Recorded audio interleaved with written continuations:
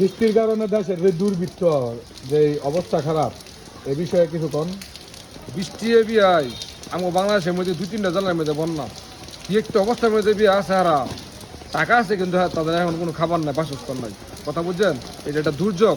আল্লাহ পাক না জানি আমাদের কোন মানে অন্যায়ের কারণে আল্লাহ তালা আমাদেরকে এরকম শীত আছে।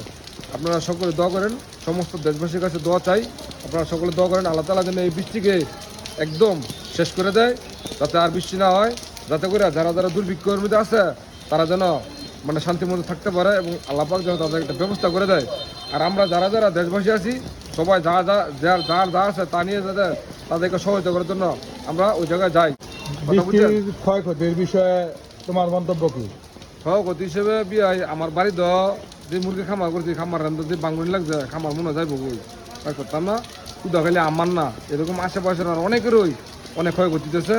অনেক অনেক গরিব মানুষ থাকতে পারতেছে না, মানে এই উল্লেখ করিয়া ঘর দর সব বিচেছে থাকা। মানে আপনারা সব তো দোয়া করেন যাতে কইরা এই বৃষ্টি আল্লাহ তালা কমাই দেয়।